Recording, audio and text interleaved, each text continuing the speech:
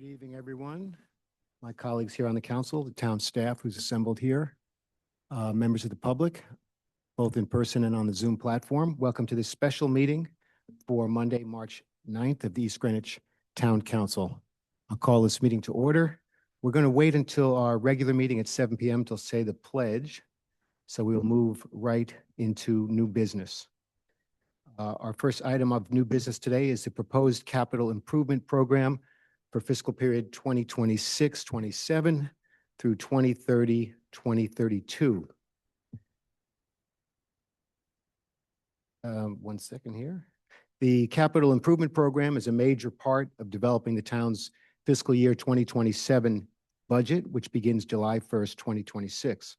This program is overseen by the town manager in collaboration with town department heads. The capital program begins in November when town departments prepare and submit a proposed 6-year capital program to the town manager. So this is essentially a list of the department's priority capital needs for equipment and infrastructure. The manager then revises the plan strategically to balance the goals and needs of the community with the mandate to maintain the town's long-term financial stability and growth. So to get us going tonight, I'm going to ask the manager to review the timeline for the capital improvement plan development and the current status of the program. Mr. Nada. Great. Thank you, Dr. Swager, members of the council. On page, I've got two page numbers, unfortunately, on the copy that I'm using, but Lee, I think it's page 3, CIP and budget process. That's your 5? Okay, I'll use the other numbers. As the council's aware, this is a statutory requirement that the manager present to the council during the month of February, although based on the storm and the declaration of emergency, we had to push this to the beginning of March. A proposed capital program. So there's really no action needed on behalf of the council tonight. This is just an initial presentation to you about where we are leading from November up until February. We'll come back to you, and as you can see on this slide, we start off in November with departments submitting their early on capital proposals, and they've been working on these. Many of them evolve from year to year, as you're well aware. In February, make the presentation to you as an initial discussion on the overall program, and then we move to March and April, should there be any requirements for additional capital discussions where, traditionally there isn't. We make significant modifications at times to the capital program based on balancing of the operating budget needs that we have. And then once we receive the school department budget by April 15th, leading up to that May 1st on or before date that I need to submit a budget to the community and the council. So traditionally, this program will change between now and then. So that's another reason why we don't traditionally discuss or hold additional capital workshops. I think you'll find that the program that we're going to be presenting you with tonight is fairly straightforward. I think it has become, we'll pause at a few moments just to talk about the consistency that has been generated over time, where I think departments are now able to plan more effectively. We're able to plan into the future more effectively in terms of really becoming much more efficient in terms of the resources that we have available. This process, as the council's aware, after May 1st, we hold a series of budget, one public hearing and a series of budget workshops during the month of May as you work towards the goal of adopting a final budget on or before June 10th. So that's a pretty straightforward calendar, one that has exists in the charter and one that we can hold to fairly readily. Lee, we're going to jump to page 10. So here you have, and what you have in the beginning of this document, it's an 80-page document, and just a quick review. Probably the first 40 pages cover a lot of ground. The middle and a lot of it's definitional, a lot of it's what capital program is, a lot of it's about our priorities and strategies, funding sources, long-term debt, pay-as-you-go, and things of that nature to really help educate everyone. Pages 40 to about 50 are the long-term debt program, which Trish is going to handle tonight. And then beginning at around 50 plus, we start to move into the pay-as-you-go in the 6-year program, which basically represents the projects. And we've got a number of department members here tonight. The capital program doesn't directly affect every town department, but it affects those that are here with us this evening. So we're gonna work through that. The department directors or their designees and other members of the team will present their FY27 pay-as-you-go program, specific projects that they're seeking funding for. And then they'll also just make reference to their 6-year program. The 6-year program isn't fully funded, so we don't draw a lot of attention to it, but I think it's not a bad idea for you to know and understand what's in that plan, why it's in the plan. And then ultimately, you'll see some of those projects advance in future years to the pay-as-you-go program. Some of them might be funded by debt. And then some may fall away and never be funded, and we may find alternate funding sources for them, such as grants and other collaborations with other partners that we have. So on page 10, I'm going to jump through a number of these pages leading up to page 40 before I turn things over to Trish. On page 10, we have some of the areas that we focus on our funding approach, and our real focus is on immediate infrastructure facility needs. We've been working on those for about 7 years now, since some on this team started back in 2019, and you have a few others in the room, department directors that have been here much longer than that. I think we have finally gotten a handle on what our immediate and future needs are. I think we have a good feel for what our service deliverables are. And I think what you'll find here is that our main focus is our pay-as-you-go program, focus on immediate infrastructure facility needs, equipment replacement, vehicles, our fleet, department priorities, and then risk management and operational continuity. The funding approach takes a number of different. Andy, one question. Please, yeah. Did, I know that the storm was, hopefully one-time event, but did that have any bearing on, did you change anything based on that? Or did it give you a thing? In the different next thinking? year's capital program, we haven't.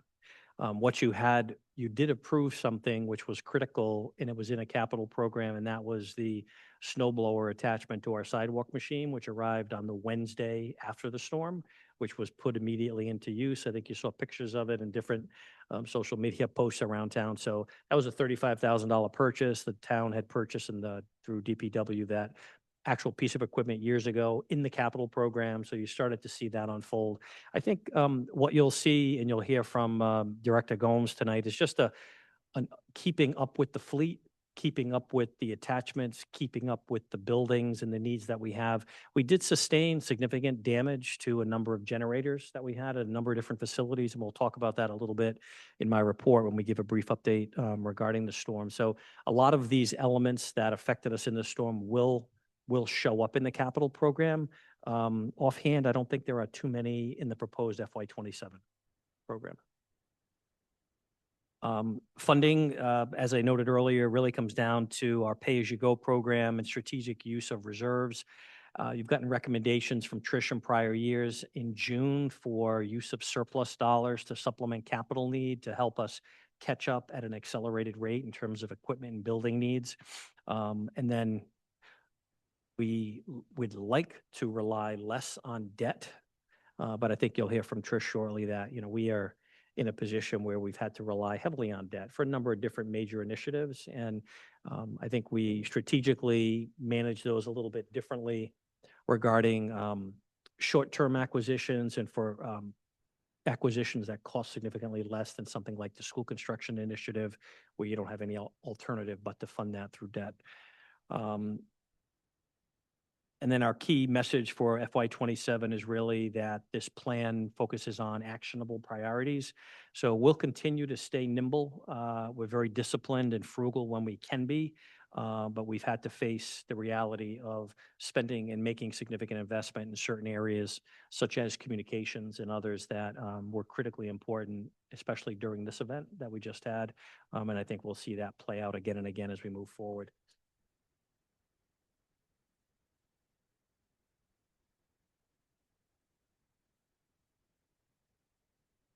Can we move to page 18?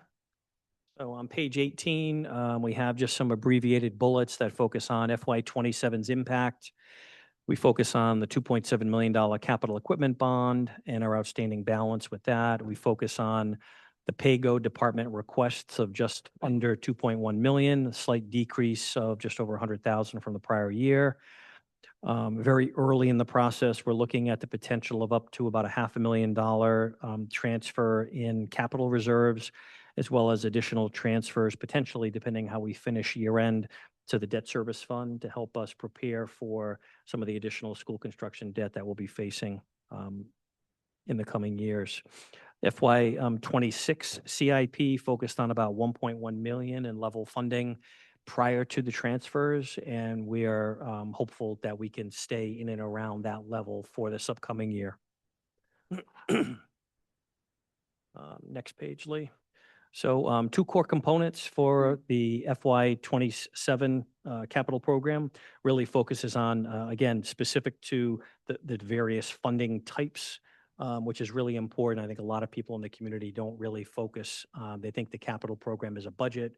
They don't necessarily focus on the strategies associated with pay-go and annual investment versus long-term investment. So we try to bring that out as much as possible in this presentation for those that are interested in kind of working through it and understanding a little bit more how the process works. So here you've got a little bit more detail regarding annual funding elements, non-recurring capital projects. Traditionally, they're $10,000 or greater, funded through current revenues or available resources. Long-term projects are really more multi-year in focus, although we do fund in pay-go some multi-year, short-term multi-year, 2 and 3 year acquisitions as well. Long-term projects are more larger scale infrastructure investments and often involves phase funding over time. And then how they work together. On the bottom of that page, it's a complementary focus of really a strategic process that I would say Trish really focuses on over time and working intimately with the individual departments and coming up with a system that allows us to make the necessary changes so departments can rely on the changes going to occur over a period of time, but allowing for the flexibility and the evolution of that pay-go versus long-term investment. Next page, Lee, on 19. This is a spreadsheet that we've included for a number of years. And I had just mentioned to Tricia and Rose recently, and we were going through some of the final details on it, that you're finally starting to see consistency. It was just a number of years ago that you were reflecting, if the council remembers, when there were 2 years back to back where we had a $100,000 capital program. And then you had the implementation of a $2.7 million capital bond that was paid off over years. And then you slowly, back in 19, 20, and 21, started to see an increase in that pay-go program. So here, in the capital improvement line, that first line of the spreadsheet, you can look back in 22 where it was 750,000, where today in 2026, it's 1.1 million as the standard pay-go amount. But then below that is the year-end transfers. And I think the council would remember that, we were focused on $1 million to $1.5 million of total pay-go costs in prior years. And you can see on the bottom page, that number is kind of increased now to 1.4 to 1.7. The reason why it's increased is because costs have increased exponentially. So it's not that the program has been expanded or enlarged, it's just the cost for the same items is now dramatically increased over time. So we're now focused on that cumulative line of the capital improvement and the transfers. You're looking at more like 1.5, 1.6, right? You're starting to see consistently since back in 22, a combination of the pay-go dollars and then surplus transfers to capital that we're starting to get into the sweet spot of that $1.5 million plus or minus, which I think is a place that we can survive for a period of time. There's going to be some years where the proposed number today is a little over 2 million. I would expect that number to soften by the time we get to May when the official full budget, town budget is submitted. But I just want to draw your attention to that. I think it's an interesting slide because it really reflects that it's taken a number of years to get there, but I think we're finally getting to a place where over time, as Trish starts to pull back on surplus dollars and those dollars start to dry up and they're not as readily available, our annual pay-go needs to start to escalate from 1.1 up to that 1.5 without relying on the transfers at year end. Skip over a number of pages.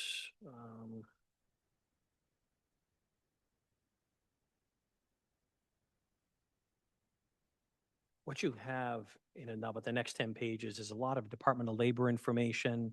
It's some historical perspective on population, other tax variables on page 31 that just reference, in and around what the value of the residential, commercial, and tangible properties are worth in town. You've got, residential's in that 87 plus or minus percent. You've got about 12 plus in commercial real estate, and then you're carrying about 3% in terms of the tangible tax. And that's fairly consistent. There is some fluidity in those numbers, but I think they stay fairly consistent over time. On page 35, you have the slide that reflects the top 5 communities in terms of the AA1 bond rating. So this is a consistent slide that's been used in the presentation for a number of years. You've got East Greenwich, Barrington, Jamestown, Middletown, and South Kingstown. In the East Greenwich column, it reflects some of the numbers that I just referenced, slightly different where in the FY26 program, the residential is about 85% of the tax base, commercial's just under 12, and then our tangible's about 3. You've got our present tax rates that are reflected below that at the residential at 1557, commercial at 27, and tangible at 4550. It's a nice slide just to do some cost comparison with other communities. I think, there are some consistencies in East Greenwich, Barrington, Jamestown. South Kingstown's a little bit larger community and Jamestown's a little bit smaller community. So probably our best comparables on this slide versus AA1 ratings are most likely the Barrington and Middletown comparison. Next page on 36 runs through a little bit more detail associated with those 5 communities, and then the AA1 median in Rhode Island as well as the national.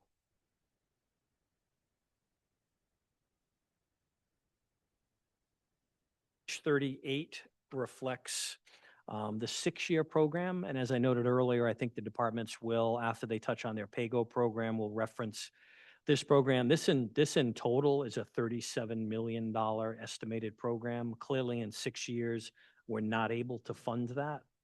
So what you will see over time, these are projects that today we feel should be in the 6-year plan. Sometimes there are funding sources that we don't know yet exist that will fund some of these elements in future years. So we will move forward with the vast majority of these projects in the 6-year program. And these are just giving broad categories such as recreational facilities and capital, road improvement, public works, police, fire, equipment and capital, information technology, planning program reserves, and things of that nature. Over time, later in the presentation, you'll see a little bit more detail as to what that long-term plan. Andy, the school expenses, school bonds are separate. They're not in this. Yeah, they're separate. Trish will go over the debt in a moment, which will reflect actually the school debt that's present and future planned. I did talk to the superintendent, and we very early in the process had planned on, in an ideal situation, we would present to the council all departments, including the school. Now, the superintendent did provide the information. I told them at this stage that we weren't able to coordinate with them. So I asked him to just stand down, and it wasn't necessary this year. But I think that's a realistic goal.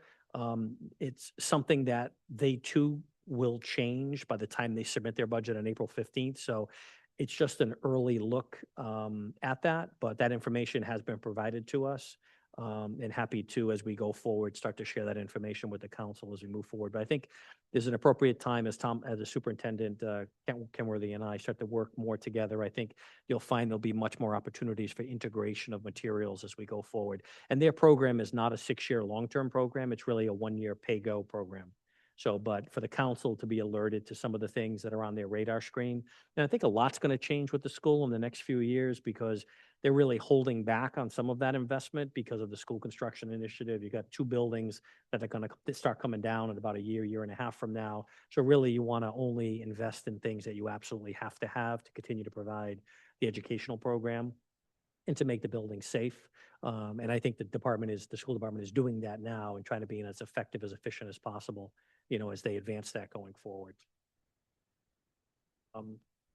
Some major, on page 39, some major projects that some you know about, some you've heard about, others might be new to the discussion are on this page. And we think it's important, and we estimate and update the thought process behind when we think these projects will be initiated. So on this page, we list, the parking study, which is still underway, technology updates in terms of utility billing for utilities and wastewater, as well as an informational portal for residents in the community to be able to have a lot of good information and be able to sync what they know and what is reflected in their billing on a go-forward basis, plus to be able to tag any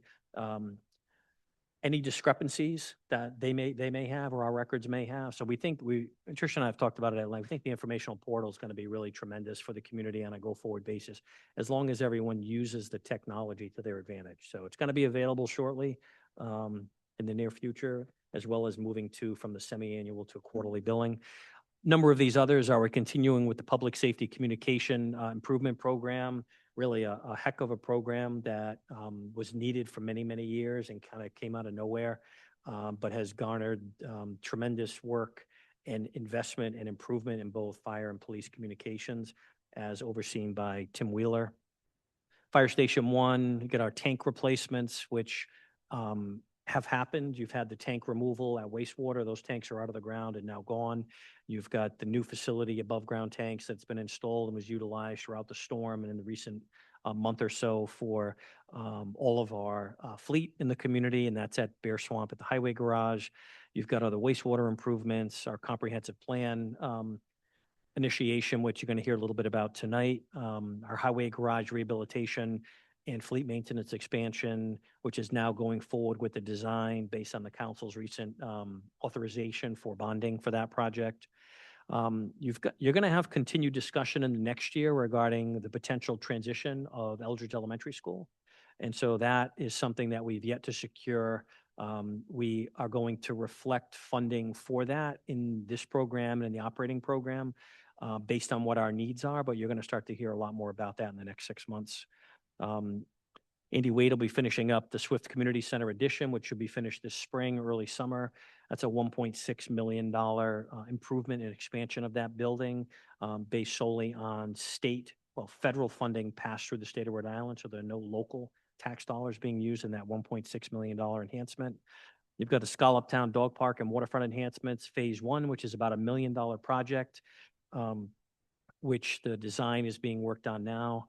And you've got the Main Street rehabilitation, which is about a $6 million project based on federal and state funding. No local dollars until we see the design finished and the bidding of the project and everyone's wants and desires as to what they'd like Main Street to be. And so we'll see if we can hold to the 6 million or if local dollars still need to be invested. So we try to capture some of the main long-term initiatives that are typically of interest to people in the community who don't know kind of what we're working on. But these are all major long-term projects. These are significant investments in the community above and beyond what you'll see in the PAYGO program. But Andy, some of these don't show up in the capital improvement program if they're federally funded or state funded? They would still show up, and then you would show an alternate funding source for them. So the final couple of pages before I turn things over really just focus on some municipal and school department concerns and things that are on both of our radar screens as we put together capital in the long term. We modify and update these each year, but there is some continuity with prior years as well. So on the municipal slide, you've got legislative initiatives and mandates, which is ever changing on an annual basis, which also affect this program.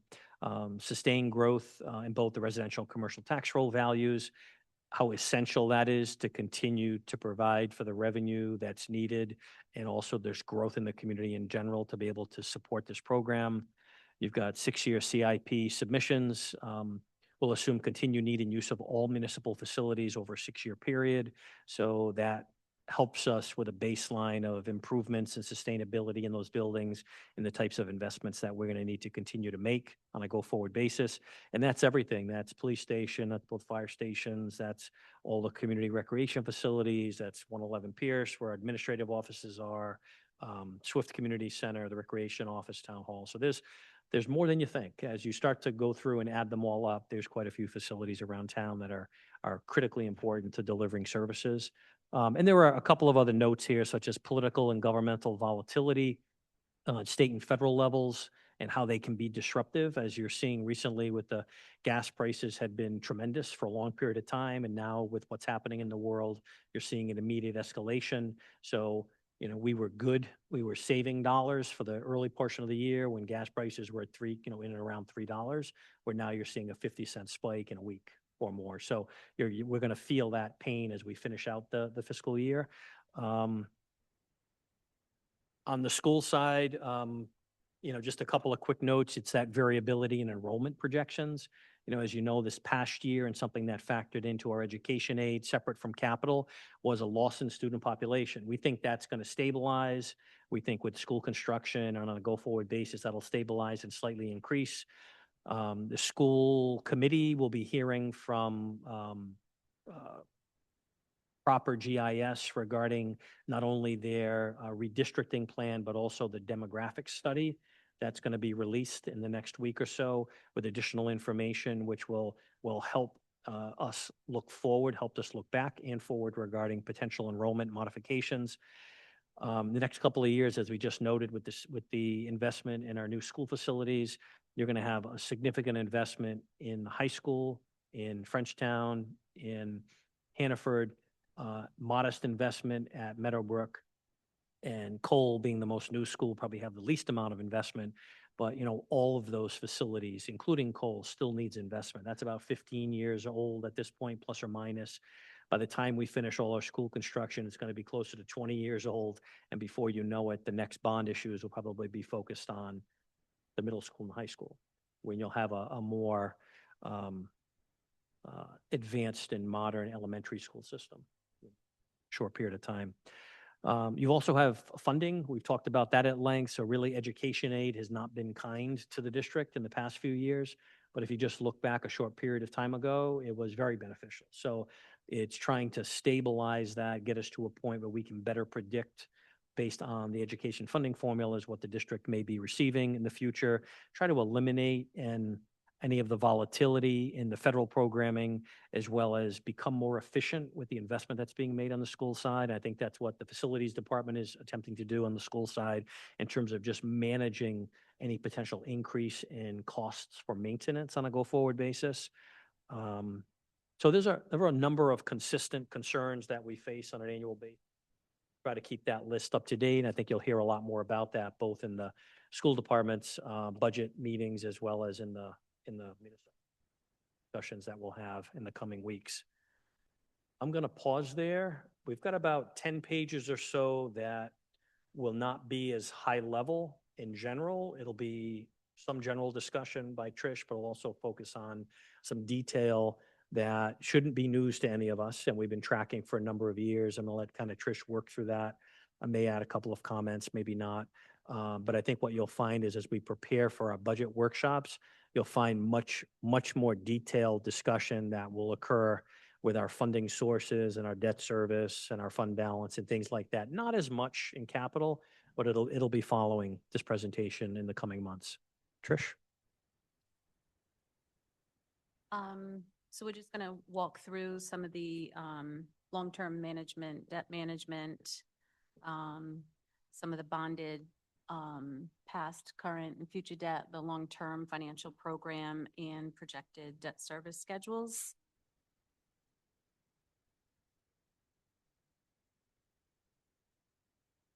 So this is our current outstanding debt. So I think last meeting, when we talked about in terms of looking at some refunding opportunities on all of our debt. So this is what we would be reviewing our financial advisors in terms of funding opportunities. Currently, this is everything outstanding. As of June 2026, between town, school, and wastewater.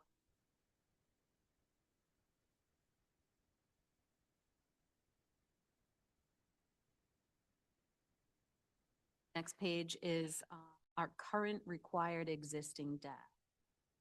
That's the amount of debt that we have on the books are currently funding. This is actually top half of the schedule shows the town debt then the wastewater debt, and then the third-party revenue sources associated with the town and school debt. So again, to offset our liability are the revenues coming in from school, state, construction aid. Line is projected income from US Bank. So what happened with the first phase of the $150 million, we are an issuer through Rybeck. Rybeck issues those bonds and we fall under Rybeck bonds. We do not hold on to those bonds. Those bonds are with US Bank. So while we're drawing down those bonds, they're earning interest, investment income. So when you see the $1.6 million, that's investment income that's being earned on those bonds that are being held at US Bank. So we use that investment income to offset our debt liability. So what happens is, as we draw down, as quickly as this program is progressing, the school bonds, we're going to obviously earn less and less investment income. We'll see that number as you look along this 6-year plan, how that number is going down. And this is on the first phase of this $150 million. This is all based on cash flows. So as of current cash flow analysis, this is how our first half of those bonds investment income will be seeing. We also are receiving a federal payment from the first half of the 2010 the coal bonds. So in 2010, they were qualified school bond. It's a sequestrian federal credit. So we receive that credit every year on behalf of the 2010 school bonds related to coal. So that particular 2010 bond is going to fall off. It will mature in 2030. So you will no longer liability and the credit coming in. So as of 2030, we will not be paying on that 2010 bond any longer. That was never part of our refunding that we did back in 2020 because it didn't make sense because we were receiving credit on those bonds. The final line is the use of fund balance. So we use the fund balance as a strategic tax need for the debt service obligations. 2026, we obligated $335,000 to offset the tax appropriation or the tax need. 2027, it's gone down, but since moving on to the operating budget, that number has now changed. So some of this whole exercise was done almost 2 months ago. So as I'm developing the capital budget, these are my projections, but now I've moved on to the operating budget. And I know that we're going to have to bring down the tax need for the debt service obligations by tax levy stable.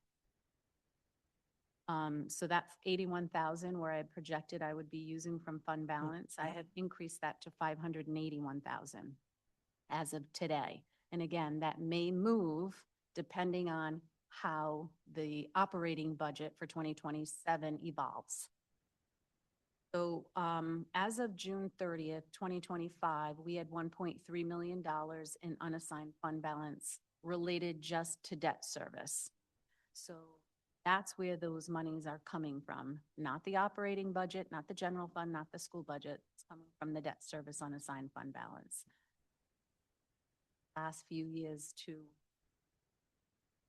that reserve up for the purpose that we're discussing today and in the future. So I just want to understand. So you have a special section in the unassigned fund balance just for the use of fund balance for this capital program. That's correct. Just for the debt service fund, which if you remember correctly, 4 or 5 years ago, I established the fund for exactly this purpose.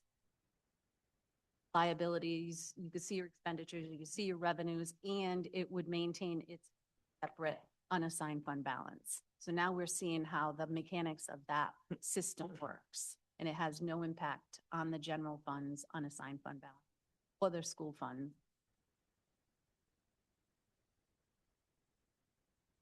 And you'll notice down here, I've done a projection on the required or budgeted anticipated tax rate need just for the debt service fund. So you'll see in 2026, it's $1.10, and 27 budgeting proposed, it's going up to $1.57 down to $1.40. Again, you'll see that go up and down based on how we're using the unassigned fund balance and how much property tax dollars you're taking into the debt service fund. This next page is just my future debt service plan. These are all the bonds that have been approved either by the council or by referendum. So you remember, you just approved the $14 highway facility upgrade in Salt Barn. So I plan on phasing that in 2 years. My estimated plan for that, again, this is all depending on cash flow. So right now, the way I'm thinking is we do not need that money until 2029. Hire an architect, you need to, all that pre-planning prior to actual construction, because I won't issue debt until we're started construction and like $2 million. That's kind of like my threshold, my policy. Within this same 6-year capital plan, I'm issuing, coming up in May, I'm issuing a $4 million road bond.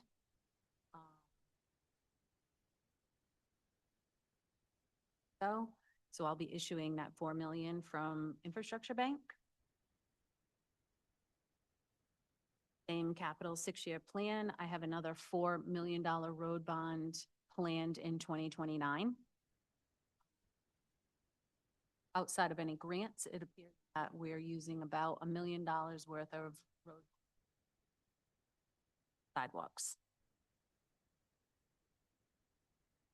So issuing in the end of March, I'm issuing $1.85 million of capital bonds. Correctly, that was 2.85 that the council approved. The $1 million was for the ladder truck, but because of the lead time, I'm not issuing that until 2028, 2020.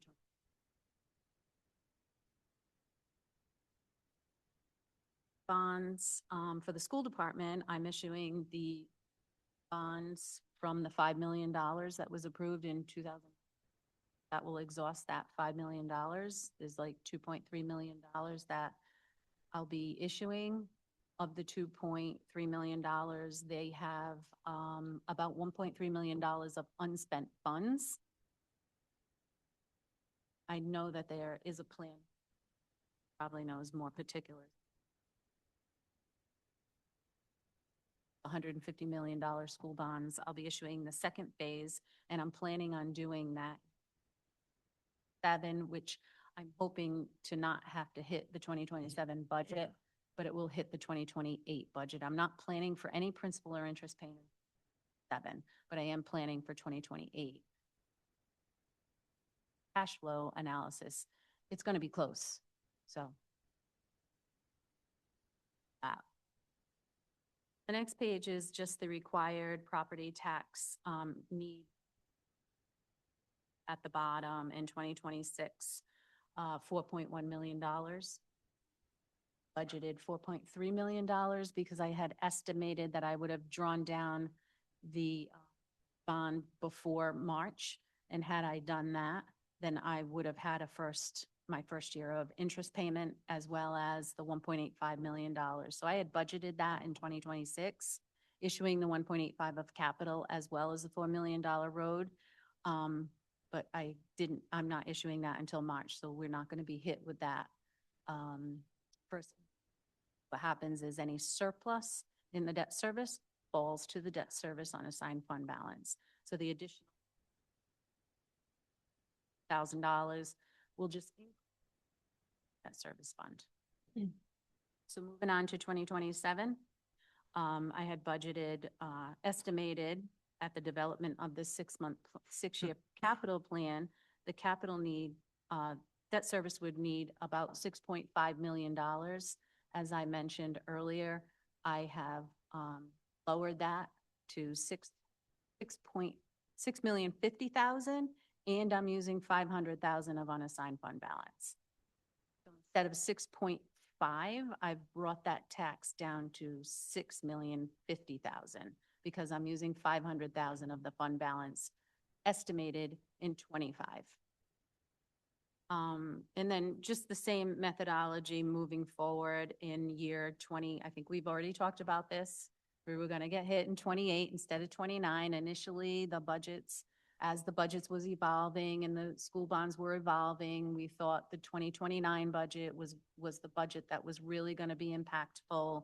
But as the construction project is moving forward on a much quicker pace than what we had initially had discussed, now this first year is going to really impact us in 2028. So you'll tax need in 2027 go from 6 million up to 10 million. Chris, you start receiving some of the school housing aid. Is that right? When does that come in to defray some of the? Yes, cost? yes. So the school housing aid will actually come into play. So going back to that previous page. The school housing aid will actually hit us in 2029. So the first half of the school bonds has a 3-year principal. So we're not getting hit with principal payments on the first half until 2029. And then the second half has a 1-year deferral on the principal payment. And that won't hit us until 2029. At the same time, the housing aid reimbursement will hit us. So we cannot submit for housing aid reimbursement until we're substantially complete by that fall going into when you get your housing reimbursement in the following year. The next page is all of that summed up. All of that summed up, the existing debt service, your debt service, all of the credits and third-party resources coming into play. At the bottom just gives you a little capita percentages.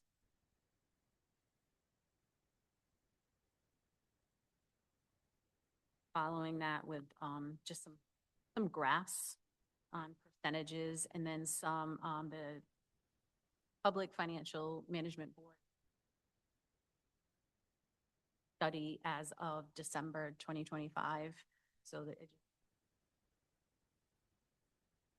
some of the benchmarks that the debt affordability study out with based on our bond ratings. Is that like, where are we trending on that? So it had a lot of conversation with our financial advisors and bond counsels. So I think when we look at this, we want to talk about, capacity and affordability. Yeah. So for me, we have the capacity. So the way that we debt, so we issue debt by the public laws of the General Assembly, town council approvals. Whatever the council approves that falls under the 3% debt capacity, and ministerial approval.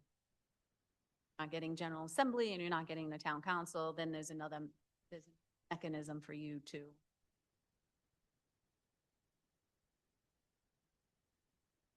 I know you're always interested. Plenty of room under the 3% capacity, because the only authorization that falls under that 3% capacity are the infrastructure, water bonds, wastewater bonds. They fall under the 3% capacity because we don't get approval on them, no General Assembly approval. And then all of the bonds that you approve by way of an ordinance or a resolution. So the capital bond of 2.85, that falls under your 3%. In 2019, you approved $1 capital bond for town and school. That falls under the 3%. So according to our current taxable value. So our current taxable value of the town is $3.8 million. Of the $3.8 million, we have the capacity borrow up to $114 million, okay? Of which currently, between the open space bond, the capital bonds that the council has approved, and the bonds, you've only borrowed $13 million. So you have $100 million worth of capacity under the 3%, which is separate from the General Assembly legislation.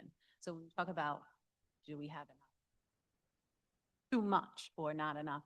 Capacity-wise, you have plenty. Okay, so capacity and affordability are two different. Tricia's not saying that we're going to borrow another 100 million. No, I really, certainly wouldn't hope so. because it would be totally, just for anybody listening, totally unaffordable, can't happen, shouldn't happen, but not our decision. But I think we're, when Tricia and I talk, I think we feel that the amount of debt we have right now is significant. It's a significant amount of debt. Yeah. Yeah, so when we went through the rating agencies, they always provide us with their comments. So I think a couple of things to note. Moody's comments noted high state aid reimbursement of about 55% also keeps the local share of debt manageable. So I think that's an important comment to focus on when we're talking about how much can we afford. And then S&P, which was more difficult. Definitely. But S&P also noted limited upward rating potential is East Greenwich's elevated debt, though our debt score incorporates our view that East Greenwich's carrying charges are overstated because it receives for a significant portion of the debt. So when we go to the rating agencies, they look at the gross debt, but at the same, which is gross debt does not incorporate the 55%. So then when overall, and they're looking at our rating, they're looking at that significant. So I think those are important comments to make. Wow, it's a big.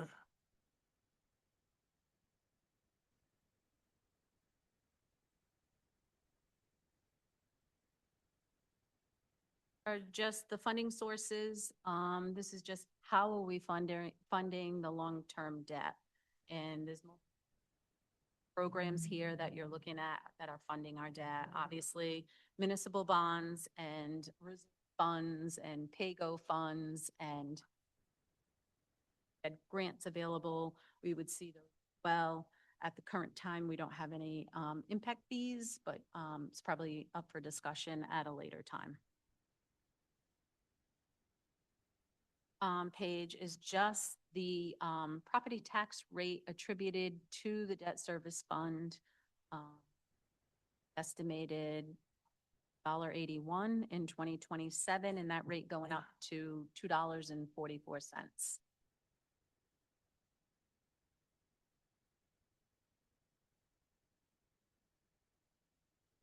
Great. We've just got a couple of slides. I think the timing is going to be good, and then we'll probably hold off till later in the evening for the departments to work through their section. On page 54, Tricia's put together just an update, a very similar slide you've seen previously regarding our unassigned fund balance.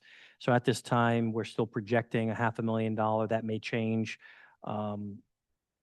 Investment in the fund being transferred to the fund balance, which would bring us up to just under $11 million or just under 13.5%. Below that, and I think stemming from the discussion that we had with our bond rating firms, I think we now know that they're looking at us very differently. And although we were really focused on 15 to 17% for quite a while, that number is now really changed. And now even this slide is outdated. Really now it's probably 17 plus. It's probably even pressing 20%. But in this particular case, we would have to add close to another $2.5 to $3 million to get us to that 17%. So again, we're comfortable where it is. It continues to increase. I think we still need to reflect for the bond rating firms as we issue debt in the coming years that we are continuing to increase our fund balance. which if you look at these numbers back in 21, we're at about 13.7%. So although the dollar value is almost $2 million higher, our percentage of coverage is not, right? So we're estimating only at 13.5, give or take, where we were at 13.7 back in 21. The next page is just an update on some of the things that we had referenced. And so here you have a breakdown of what is in the PAYGO presentation tonight for all departments. It's a $1.571 million proposal, an increase of just under $500,000 from the prior year. And it breaks down per category of park rehab, parks and recreation capital, public works, fire, police, statistical, and full reval, and specific capital items like that, the specific dollar amounts that make up the 1.571 million. And then on the following page, which I think is 56, really just covers the breakdown in the 6-year plan, the PAYGO estimate over that period of time, which the departments are now going to transition into. So it's 6:52, and so I don't steal their thunder. I think we're going to probably pause it this time. We can answer any of the questions that the council may have, Trish and I. And then when we get back to the unfinished business in the regular meeting, we'll start right off with the presentation, right off with community services, and we can quickly right through the other departments. Any additional questions from the council, for the manager, or the finance director? No, I'm good. Thank you. Okay, very good. I think your strategy of using a two-tiered approach with a PAYGO and then the bonding, and then strategically using your fund balance looks like it's well constructed, and we'll keep our fingers crossed that some of those variables finish in our favor. So thank you for that review. What I think was recommended to do now is to adjourn this meeting, and then we will continue the conversation on the capital improvement plan when we start the second meeting at 7 p.m. So anybody who's listening online, is there anybody we have online now? Yes, so anybody who is listening online now, if they want to continue to listen to this agenda item, they'll have to log in on the agenda for 7 p.m., which is on the town's website. And this meeting will continue on that new link for the 7 p.m. meeting. So I call for a motion for adjournment. Second. All those in favor? Aye. Motion adjourned. Thank you.